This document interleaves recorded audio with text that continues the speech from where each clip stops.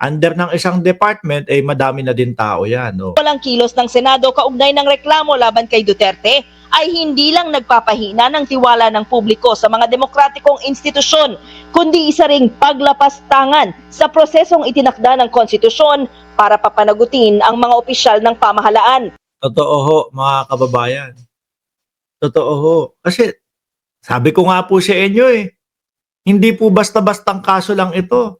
Hindi lang po parang yan, nambastos siya, ganito, ganyan. Hindi ho. Bilyon, milyon, milyong pera ng bayan. Nung mayor pa ho ang Inday Sara Duterte yung 4 na taon bago matapos yung kanyang panunungkulan bilang mayor, mga confidential funds na yun, 460 million kada taon. Tapos, nung hinahanapan po natin ng mga kasagutan doon, ang pasa nila, si Jugs de Asim, si Kokoy Villamin.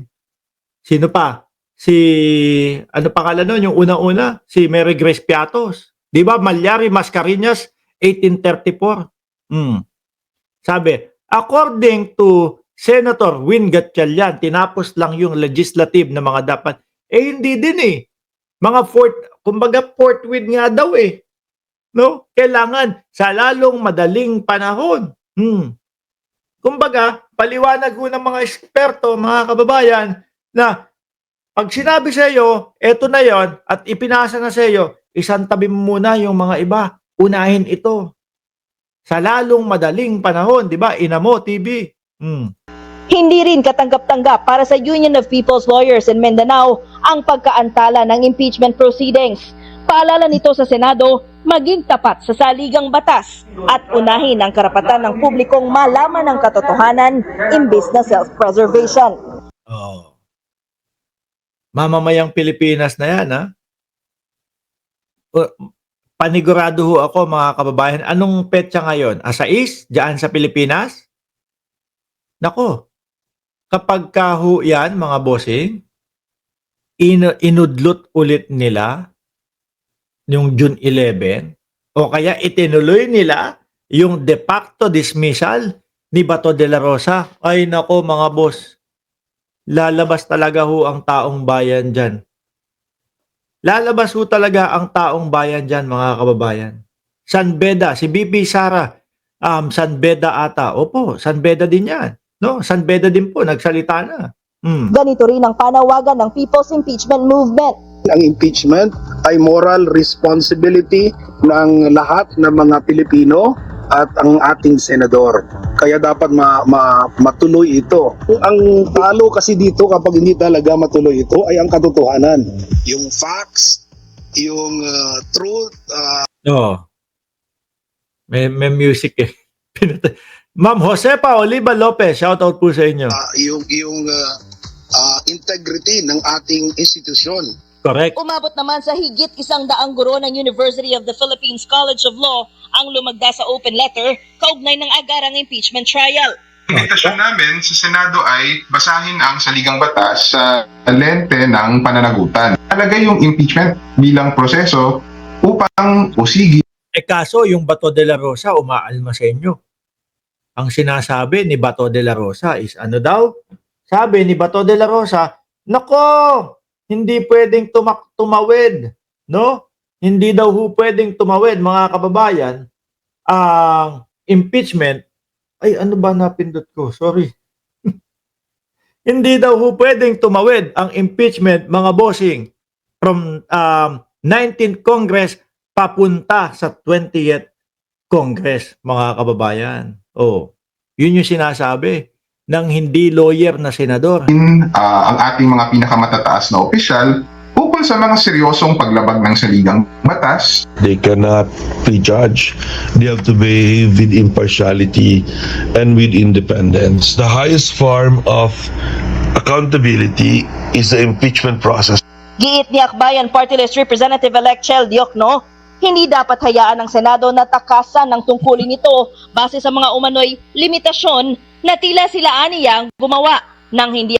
Baka natatakot kay Inday Sara Duterte.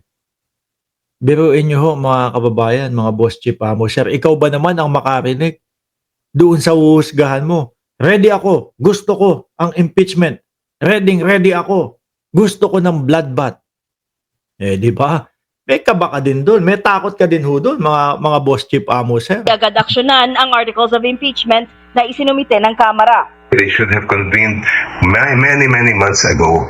At matagal na namin kina-question yan. It's premature even to talk about a conviction when the Senate hasn't even convened as a court. Una nang sinabi ni Senadora Amy Marcos na kaalyado ng mga Duterte na hindi na pwedeng litisin ang reklamong impeachment sa 20th Congress, habang ayon naman kay Senate President Francis Escudero, plenaryo ng Senado ang magpapasya tungkol dito. Nakita nyo po yung mga dahilan nila.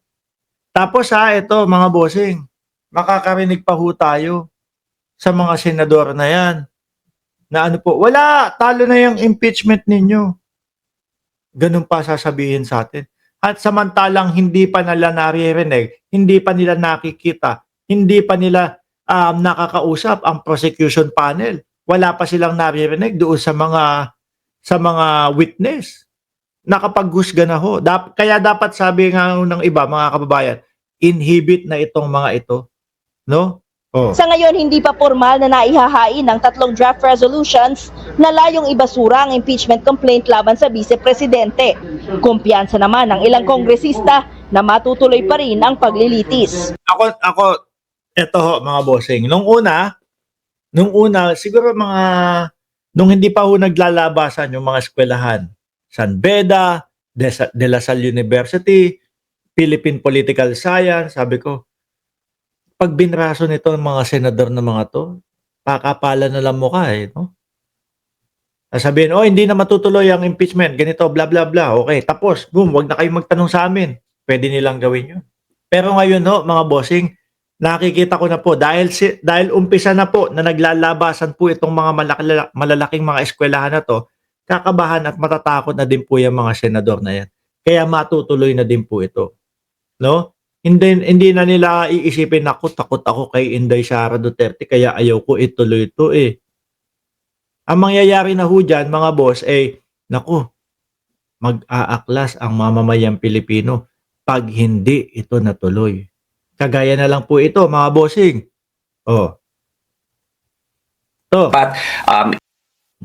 Nakarinig din ako, June 9 meron, mga kabataan naman. Di po ba? Eto din po, mga boss, pakinggan nyo. Yung impeachment proceedings simulan na. Pwede yang tumawid dahil continuing body yung Senado kahit na 19th, 20th Congress. Narinig mo ba to? Narinig mo? Ano yun? Kumbaga, nahihinaan ako sa dahilan nila, mga kababayan, na hindi pwedeng tumawid. No? Tsaka, nahihinaan ako doon sa sinasabi ni Bato de la Rosa na wala na tayong oras pag-usapan yan.